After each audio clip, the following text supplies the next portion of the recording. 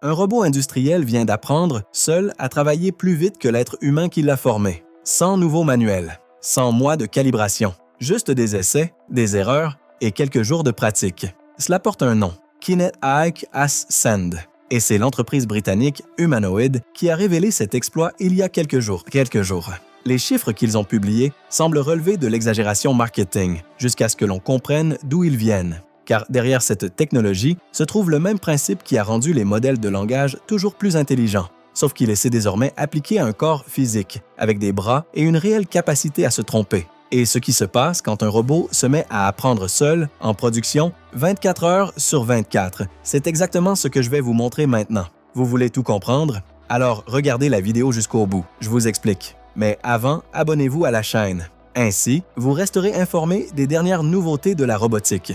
Cela fait un peu plus d'une semaine que la robotique industrielle a changé d'air, et presque personne en dehors du secteur ne s'en est encore aperçu. Le 25 juin 2026, Humanoid a publié un rapport technique détaillant le Kinetic Ascend, la nouvelle méthode d'apprentissage par renforcement que l'entreprise a commencé à appliquer à ses robots industriels. Quelques jours plus tard, le 5 juillet, la nouvelle a eu un retentissement international, des médias spécialisés confirmant les résultats. Et les résultats, il faut le dire d'emblée, ne sont pas anodins.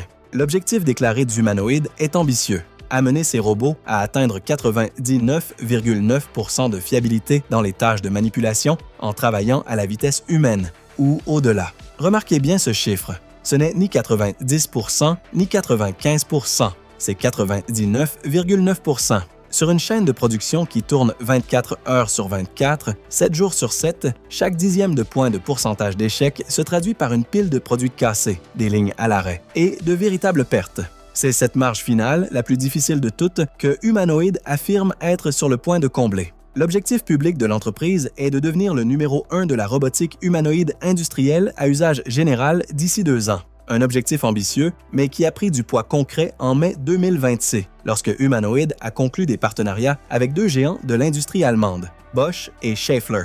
Schaeffler a signé un contrat contraignant pour déployer une flotte à 4 chiffres de robots HMND01 dans ses usines d'ici 2032, les premiers systèmes entrant en service en Allemagne dès 2026. Bosch, de son côté, est devenu partenaire de fabrication en appliquant sa propre méthode de conception pour l'excellence dans la production à grande échelle du robot, après un essai pratique réussi dans une unité logistique de l'entreprise dans la ville allemande de Buhl. Autrement dit, avant cette annonce, Humanoid avait déjà prouvé qu'elle savait construire des partenariats industriels sérieux. Ce qui manquait, c'était de prouver que le robot, en pratique, tenait le rythme d'une ligne de production sans faillir. Et c'est exactement cet écart que le Kinetic Ascend tente de combler. Jusqu'à présent, la méthode standard de toute l'industrie pour apprendre à un robot à manipuler des objets était le fameux apprentissage par imitation. On enregistre un humain pilotant le robot à distance et le modèle d'intelligence artificielle apprend à copier ses mouvements. Cela fonctionne bien pour créer des démonstrations impressionnantes. Le problème, c'est qu'un robot ainsi entraîné ne parvient jamais à être plus rapide ni plus précis que la personne qui l'a formé. Il copie,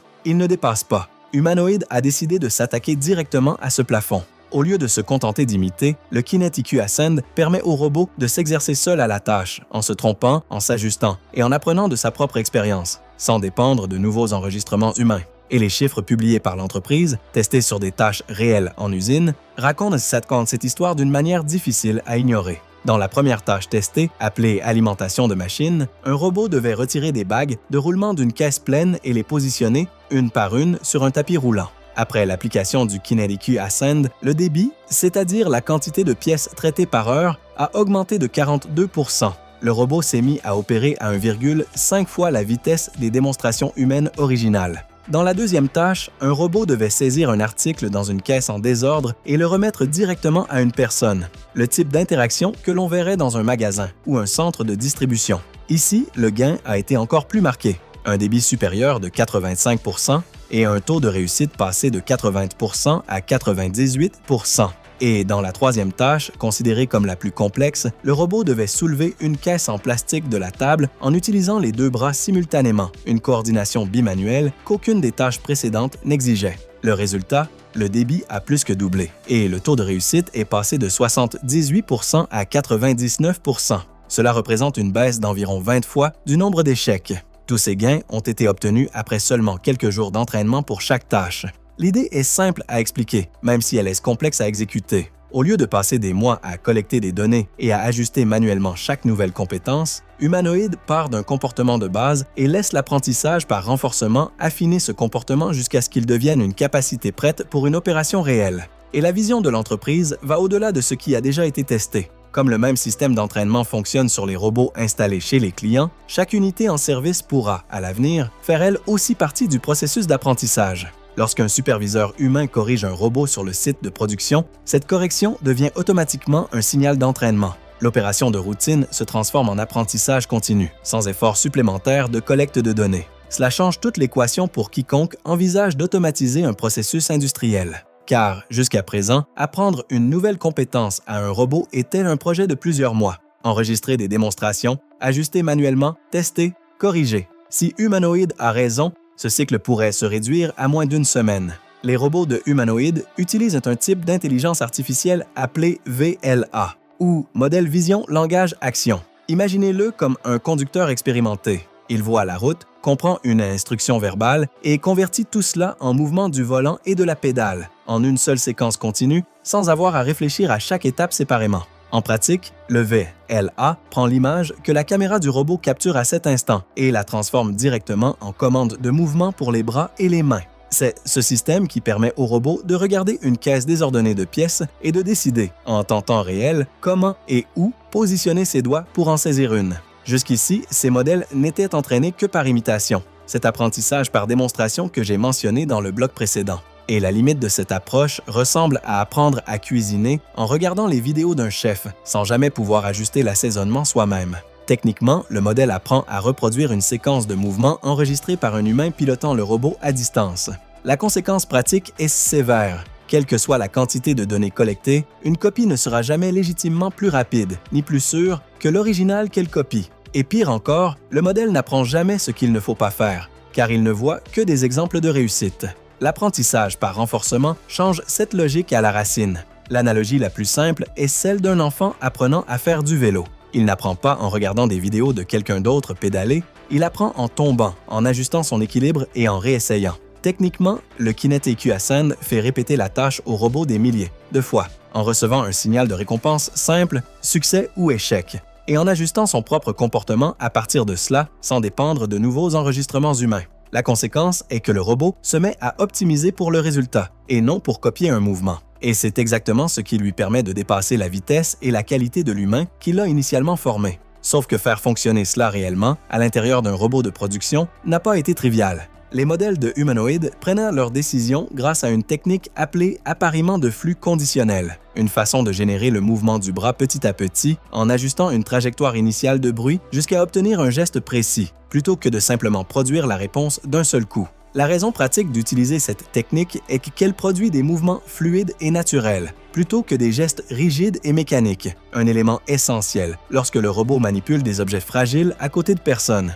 Le problème, c'est que personne, avant Humanoid, n'était parvenu à appliquer l'apprentissage par renforcement de façon stable à ce type spécifique de modèle. À l'échelle industrielle, l'équipe a testé des méthodes publiées par d'autres laboratoires de recherche et toutes ont échoué d'une manière ou d'une autre. Soit elles étaient instables, soit elles ne fonctionnaient que sur des tâches simples, soit elles exigeaient une quantité absurde de tentatives pour apprendre quoi que ce soit. Humanoid a dû développer sa propre combinaison de techniques en ajustant des algorithmes spécifiquement pour fonctionner avec ce type de modèle. Humanoid n'entraîne pas ses robots en simulation avant de transférer les connaissances au monde réel, comme le font une grande partie des concurrents. Elle exécute l'apprentissage directement sur le robot physique, 24 heures sur 24, à l'intérieur même de l'environnement de production. Cela évite un problème classique de la robotique appelé « écart entre simulation et réalité ». La différence entre la façon dont un objet se comporte dans un monde virtuel et la façon dont il se comporte réellement lorsqu'il tombe, glisse ou résiste à la force d'une main mécanique.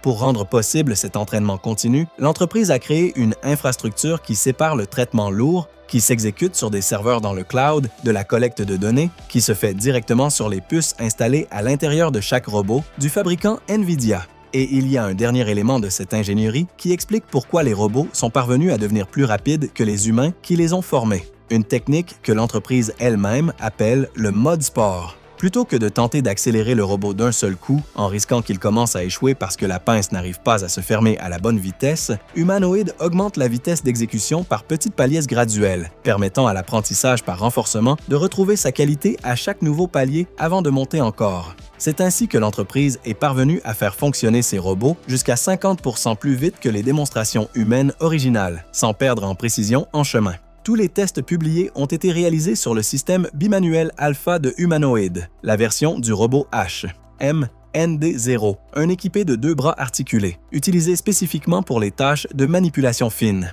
Dans les 3 tâches industrielles testées, alimentation de machines, tri d'articles en caisse et manipulation bimanuelle de caisses en plastique, le robot est toujours parti d'un modèle de base entraîné par imitation, et l'apprentissage par renforcement a été appliqué pendant quelques jours seulement dans chaque cas. 5 jours pour la tâche d'alimentation de machines, 3 jours pour la tâche de tri d'articles et 4 jours pour la manipulation de caisses. La capacité qui a le plus retenu l'attention des chercheurs est celle de la généralisation. Pendant l'entraînement de la tâche de tri d'articles, le robot s'est exercé exclusivement avec des bouteilles d'eau. Mais lorsqu'il a ensuite été testé sur des objets qu'il n'avait jamais vus pendant cet entraînement, des canettes cylindriques de chips et des sacs souples et déformables, il s'est tout de même amélioré. Sur les canettes, le gain de débit a été de 40%, même sans entraînement spécifique sur ce format. Sur les sacs, qui ont une forme bien plus irrégulière, le gain a été plus modeste, de 13%. Que se passe-t-il quand un robot apprend seul et tente la mauvaise action? La réponse que Humanoid construit n'est pas philosophique, elle est d'ordre technique. Des capteurs de force qui interrompent le mouvement avant qu'il ne devienne un dommage.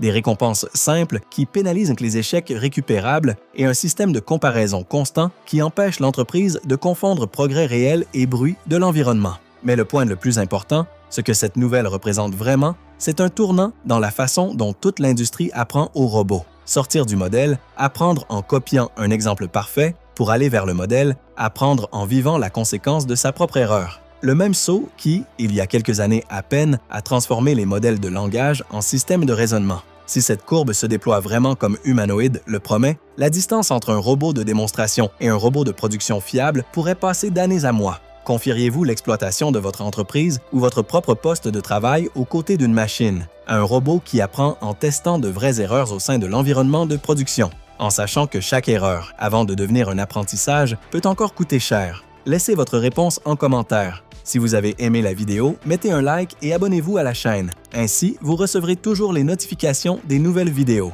À la prochaine!